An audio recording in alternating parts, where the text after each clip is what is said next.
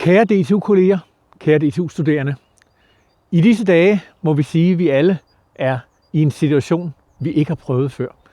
Siden i onsdags aftes, hvor Danmarks statsminister Mette Frederiksen meldte ud, at nu lukkede man uddannelsesinstitutionerne på landet, de offentlige myndigheders aktiviteter, i hvert fald når vi skulle fysisk mødes, blev lukket ned.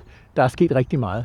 Ja, de danske grænser er efterfølgende blevet lukket for al unødig trafik, og vi er i en ekstraordinær situation.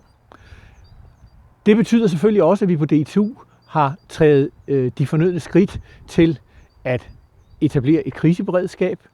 Vi lukkede allerede torsdag morgen for alt fysisk fremmøde, både på undervisningsaktiviteter og på forskningslaboratorier. Alt ud over det, som er kritisk nødvendigt for, at vi kan virke. Og det påvirker os naturligvis alle sammen.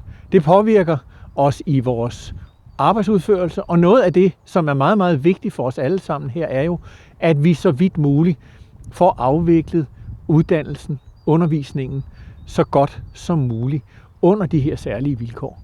Det ved jeg, at det arbejdes der meget intensivt med fra alle underviseres side, og det ved jeg også, at I studerende, I har taget på jer og være medvirkende til, at vi kommer til at virke så godt som muligt. Vi får afviklet en meget, meget stor del af vores uddannelser gennem digitale medier på nye måder, og vi er meget opmærksomme på, at vi også skal nå i mål omkring afvikling af eksamener, når den tid kommer. Men her de næste 14 dage, der er vi alle sammen i en helt særlig situation, og vi må bare sige, det vigtige for os på DTU er, at vi følger de danske myndigheders anvisninger så præcis som muligt. Det vil I kunne læse om på internettet, DTU Insight, det vil I kunne også, hvis I har fået spørgsmål omkring det her, få vejledning til hos jeres vejledere, hos jeres chefer, hvem der har styr på, hvad der gør. Og så håber jeg, at alle udviser en passende fleksibilitet og forståelse, det er jeg sikker på, at I faktisk gør, i forhold til, at vi kan få afviklet tingene under nogle lidt vanskeligere forhold. Det kan være, at nogle af jer, samtidig med, at I skal passe jeres arbejde, også skal passe jeres børn. Det kan være, at nogle af jer skal se i øjnene, at man skal kigge på en forelæsning, der blev indspillet for nogle måneder siden, og efterfølgende blot kan snakke med sin underviser på telefonen.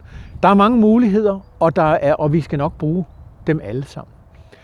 Jeg vil gerne sige til sidst, det er vigtigt for os, at vi alle sammen hjælpes ad med det her.